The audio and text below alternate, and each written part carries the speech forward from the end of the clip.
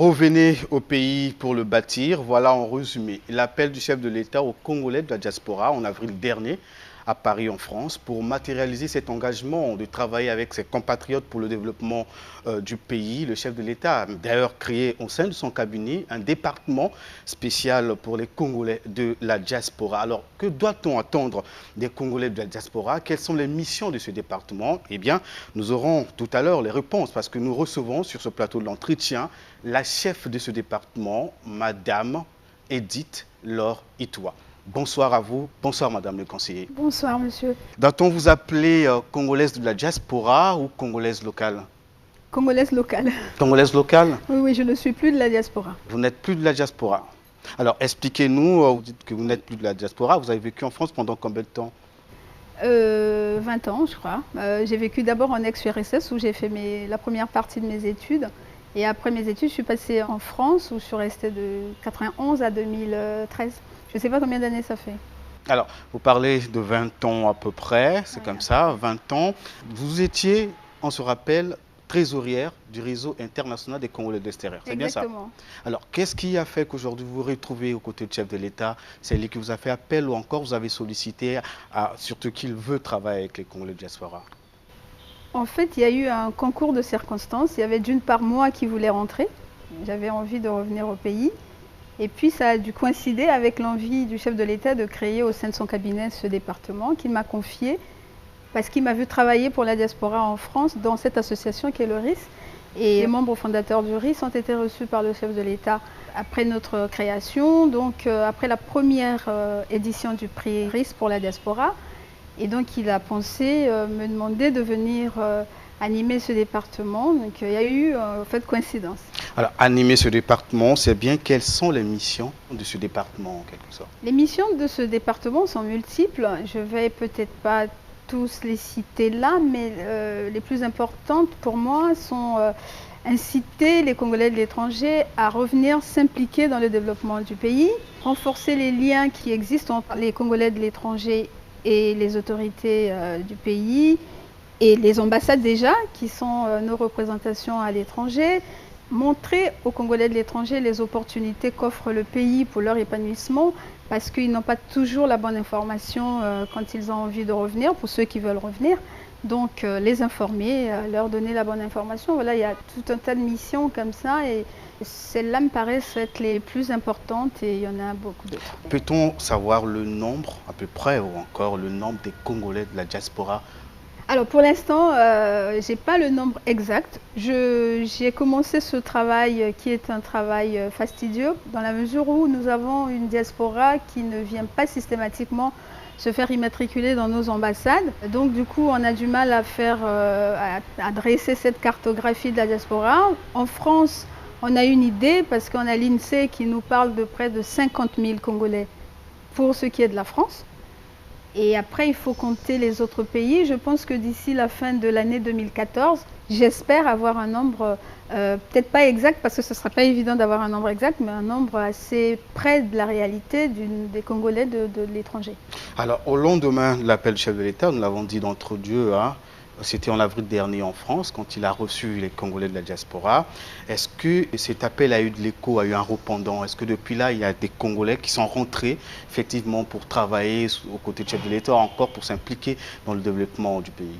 Énormément. En fait, on ne s'en rend pas compte parce que on n'a pas organisé comme ça une émission à la télé pour en parler, mais il y a beaucoup de Congolais qui reviennent. Il y en a qui reviennent pour prospecter, pour voir ce qui se passe. Il y en a qui avaient déjà envie de revenir et c'était pour eux comme un sursaut, comme ça. Ils se sont dit, bah, tiens, si le chef de l'État nous le demande, c'est que ça vaut la peine. Ils rêvaient depuis et puis là, c'est un rêve pour eux qui se réalise.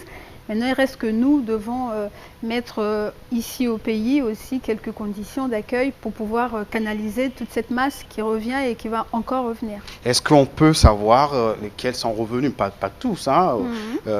Dans quel domaine évolue-t-il? Un exemple concret.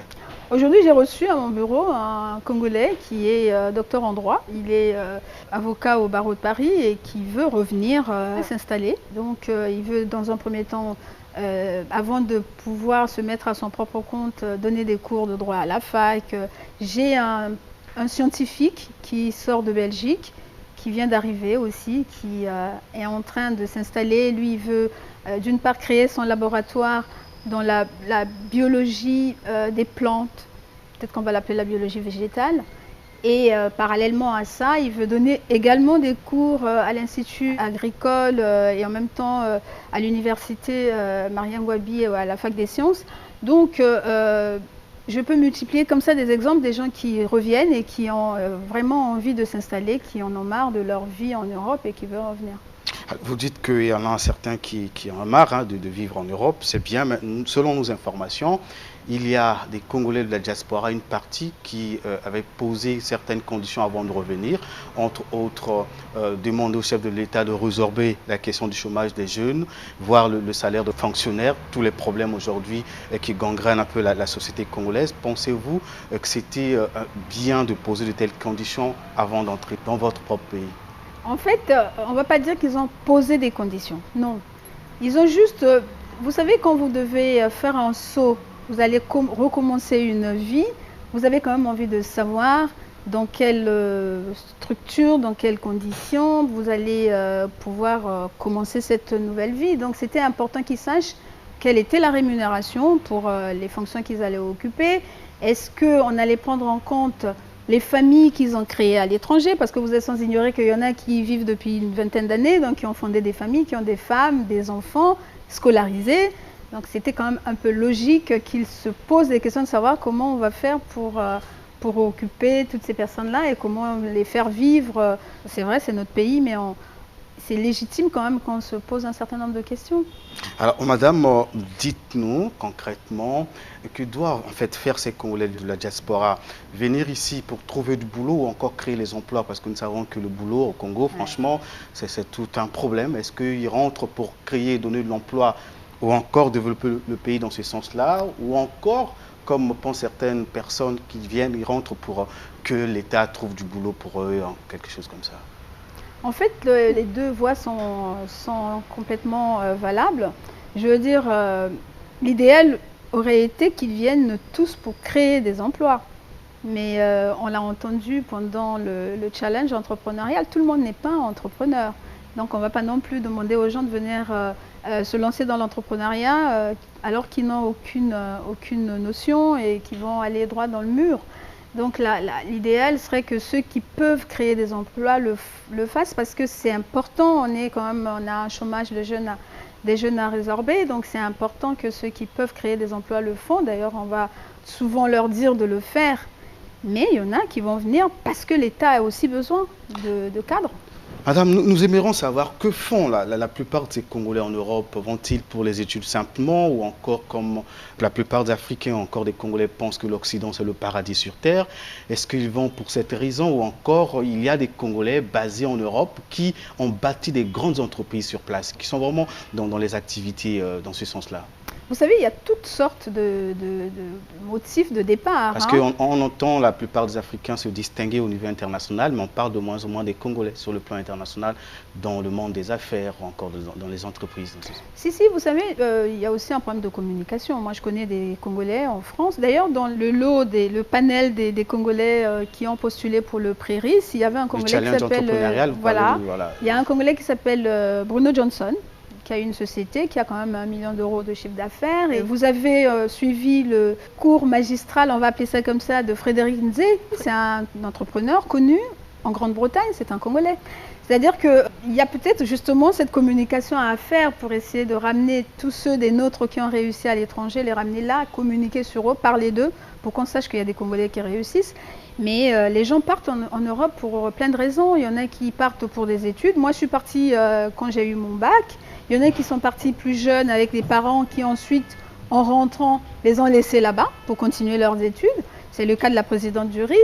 Et il y a des gens qui sont partis après les événements qu'on a connus au Congo, donc les différentes guerres civiles. Oui. Il y a plusieurs raisons. Et il y en a qui vont complètement à l'aventure pour voir l'Europe, parce que c'est quand même parfois un mythe aussi. On veut voir ce que c'est et on y va, on va voir. Vous travaillez avec quels Congolais? Parce que nous savons tous en Europe ne sont pas acquis pour le chef de l'État, sur le plan politique. Oui. Il y en a certains qui sont contre la politique actuelle, le pouvoir actuel, et d'autres qui pensent que oui, ça va. Mais vous travaillez avec quels Congolais? Est-ce que c'est ceux qui sont pro-Denis Sassou Nguesso, si je peux me permettre de le dire, ou encore avec tout le monde, vous essayez de les convaincre? En fait, j'essaie de convaincre tout le monde. Parce que c'est l'une des missions d'ailleurs que m'a assigné le président, c'est de parler à tout le Mais monde. pour ceux qui disent que le Congo ne se développe pas, le pouvoir en place ne fait absolument rien, vous dites quoi? Ben, je leur dis que c'est complètement faux parce que le fait que le Congo bouge c'est une vérité, c'est une réalité. C'est-à-dire qu'on n'a pas besoin. Vous êtes rentré comment le Congo bouge? Expliquez-nous. Comment le Congo bouge? Ben, on n'a qu'à voir toutes les infrastructures qui se mettent en place. Il y a même des hôpitaux qui se mettent en place. Avant, on critiquait le fait que notre système de santé, il n'y avait pas de structure hospitalière de qualité. Le plateau technique n'était pas bon. Maintenant, on les voit, les hôpitaux avec des plateaux techniques de qualité. On voit comment on est en train de faire des efforts colossaux pour qu'on puisse partir du Congo du nord au sud en voiture, qu'on circule. Il y a des grands projets qui se mettent en place au Congo et en même temps, même si Doing Business ne dit pas objectivement ce qui se passe au Congo. Vous dites que, je ne dis pas objectivement, ça veut dire qu'il y a trop de fausseté ou encore de fausseté là-dedans. Oui, c'est pas toujours très objectif. Je pense même qu'il va peut-être falloir aussi qu'ils tiennent compte d'un certain nombre d'autres réalités dont ils ne tiennent pas compte. On n'est pas là pour parler de ça, mais je pense qu'il y a des choses qui se font ici et toutes les réformes qui sont menées dans les différents ministères pour améliorer cet environnement et ce climat des affaires. Moi, je trouve ça complètement injuste qu'on se retrouve toujours à chaque fois 185 sur 189. Donc, quelque part, il y a une information qui ne passe pas, la communication n'est peut-être pas très bonne, mais je pense que les choses se font au Congo. Et moi, c'est ce que je vais dire aux Congolais qui sont à l'étranger. J'en ai eu au Canada il n'y a pas longtemps, à qui j'ai dit venez voir, parce que parfois, ils n'ont pas la bonne information aussi. Comment travaillez-vous? Vous organisez des missions à l'extérieur ou encore vous les invitez sur place de temps en temps? Comment ça s'organise? Pour l'instant, je ne les ai pas invités à l'intérieur, mais je pense que l'idéal, un jour, serait de les inviter au Congo et d'organiser, ça c'est dans mon plan d'action, c'est de les inviter au Congo et d'échanger avec eux au pays. Il faudrait qu'on organise ça, mais pour l'instant, ce que je fais, c'est que j'y vais. Je suis allée, j'ai profité de la mission que j'avais aux Nations Unies à l'Assemblée Générale. J'ai profité pour faire certaines villes des États-Unis. Donc j'ai fait New York, Washington, Raleigh en Caroline du Nord où il y a une grande communauté congolaise. Et après, je suis allée au Canada où j'ai fait 3 villes également, Montréal, Ottawa, Toronto. Donc j'ai pu échanger avec des Congolais. Il y en a qui sont là-bas depuis 25 ans et qui n'entendaient plus parler du Congo. De toute manière, pour eux, c'est comme si vous venez les réveiller dans l'ensommeil. C'est ah bon, bah donc oui, c'est vrai, donc il y a des choses qui se font. Et puis après, ils m'écrivent et me disent comment on fait nous après pour revenir, parce qu'ils avaient coupé les ponts et qu'ils ne savaient même plus qu'un jour ils pouvaient rêver Congo. Donc on va réveiller comme ça des gens qui dormaient et qui vont recommencer à penser à leur pays, ça fait plaisir. Avez-vous les moyens de votre politique? Mais les moyens, je le demande à la structure qui m'embauche, c'est la présidence de la République. Quand je vais aller en mission, je vais à la présidence, je dis que je vais aller rencontrer les Congolais du Canada, des États-Unis, comme tous les conseillers du chef de l'État. Ils vont, ils demandent, ils font des notes pour expliquer pourquoi ils partent, donc une note de présentation, une note d'information, et puis on voit l'utilité de la mission, on vous donne de quoi payer et assurer votre mission. Alors dites-nous, 20 ans en Europe, quelle image avez-vous du Congo en ce moment-là? Alors moi c'est différent parce que je venais souvent, parce que je travaillais à l'ambassade du Congo à Paris, donc j'avais plein de missions à faire ici. J'ai eu une coupure pendant ma période d'études en ex-URSS parce que c'était pas évident de revenir, on avait droit une seule fois pendant les 7 ans, les 6 ans d'études, on va dire 7 ans parce que nous on avait une année de langue, donc on avait droit à une fois de vacances. Mais moi, je ne les ai pas prises, ces vacances, donc j'ai passé 7 ans sans revenir. Mais après, quand j'étais en France, je revenais souvent, donc je n'ai pas eu vraiment de réelle coupure comme ça, comme les autres qui restent 20 ans sans revenir. Donc mon expérience n'est pas très parlante dans ce sens-là. Ok, il y a eu du 21 au 23 novembre à Brazzaville le concours Challenge entrepreneurial du bassin du Congo, la première édition organisée par votre organisation, RIS. Par mon ex-association, parce que j'ai démissionné. Alors, vous démissionnez, pourquoi? Ça nous intéresse. C'était incompatible avec ma mission, parce que je suis censée travailler de toute la diaspora. Voilà, c'était pas possible de rester membre d'une association. Alors, revenons sur le challenge. Quelles leçons tirez-vous de ces 3 jours? Il y a eu d'abord un colloque, des débats sur le développement du Congo, la création d'entreprises et le concours. 4 jeunes parmi 15 au total ont été sélectionnés et puis ont bénéficié de 32 500 000 francs CFA chacun pour le développement de leur projet. Alors, quelles leçons tirez-vous de ce challenge? La première leçon, c'est qu'il y a des talents au Congo, comme l'a dit, l'a martelé plusieurs fois Edwige Mambouli, oui, la présidente du RIS. Oui. Il y a des talents au Congo, il y a des gens qui font des choses extraordinaires et parfois on n'en parle pas parce qu'on ne sait pas. Parmi les lauréats, vous étiez là, vous les avez entendus, il y en a qui disaient « je fais ce que je fais depuis 15 ans au Congo, j'ai commencé en 97 ». Mais personne n'a entendu parler de cette personne. Et donc on vient révéler des talents à l'intérieur du pays. Et moi, ça me paraît le plus important. C'est ce pont justement qu'on installe entre l'extérieur et l'intérieur. Parce que l'une des missions aussi, pour parler de mes missions, c'est d'améliorer l'image de la diaspora au pays. Parce que parfois on a l'impression qu'ils sont partis, ils ont abandonné le pays, ils n'aiment pas le pays. Ils manquent de patriotisme même, on me dit. Mais c'est faux complètement. L'exemple est là, c'est-à-dire des Congolais qui sont à l'extérieur, qui vivent très bien, qui n'ont franchement rien à venir chercher au pays, mais qui décident par amour pour leur pays de venir faire des choses et de venir booster un domaine qui est plus ou moins endormi, donc le domaine de la création d'entreprises, la création de PME, parce qu'on est d'accord, vous et moi, que les PME vont être à l'origine d'une classe moyenne au Congo. Et donc c'est important de créer des PME. Et là, c'est les Congolais de l'extérieur qui prennent l'initiative de venir donner un coup de main à ce qui se fait déjà ici et arriver à ce résultat-là. Moi, je pense qu'il y a plusieurs leçons à tirer, mais celle-là est la plus importante. Vous parlez d'améliorer l'image du Congo à l'extérieur. Alors, dites-nous aujourd'hui, après ce challenge, quand comptez-vous, parce que vous nous avez dit tout à l'heure que vous allez organiser une sorte de rencontre, à peu près quand on peut savoir, on veut avoir une idée sur ça, parce que... Je pense que ça se fera avant la fin 2014. Enfin, j'espère. La fin 2014. Alors, nous tendons vers la fin de notre entretien ce soir. Quel message lancez-vous à l'endroit des jeunes Congolais? Surtout, je parle des jeunes locaux. Il y a eu une information, en fait, certains jeunes Congolais locaux pensent que ceux qui viennent de l'extérieur arrivent ici uniquement pour leurs intérêts, c'est-à-dire chercher de l'argent, comme la présidente du RIS est venue comme pour voler de l'argent ici et amener en Europe. Que dites-vous à ces jeunes qui pensent qu'il y a comme un conflit aujourd'hui entre les Congolais locaux de l'extérieur? Ce que vous dites là, je ne l'ai pas entendu, mais pour illustrer, vous avez parlé au début de 32 500 000 qu'on doit donner à chaque lauréat. Ouais. Ils ne vont pas les redonner à la présidente du RIS, à ce que je sache. C'est eux qui vont développer leur structure.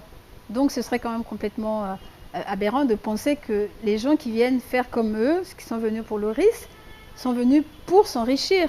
C'est exactement le contraire. Il y a aussi qui viennent, parce que on ne va pas se leurrer, il y a des gens qui viennent pour travailler, pour vivre. Donc on ne va pas empêcher à quelqu'un qui a des idées de venir travailler au Congo et gagner de l'argent. On peut pas. Ils arrivent, ils sollicitent le financement parfois de tel ou tel projet. À la fin, ça ne se réalise pas ici au Congo, ils repartent en Europe. À ce moment-là, si quelqu'un vient solliciter un financement et que la structure qu'il va voir lui donne le financement sans chercher à savoir des garanties que ce qu'on va réaliser va se faire au Congo ou dans l'intérêt du Congo, ce sera quand même la faute à cette structure qui n'est pas assez vigilante. Moi, je pense que les Congolais, il ne devrait pas avoir de conflit. Ce n'est pas possible qu'il y ait un conflit. Moi, je pense qu'au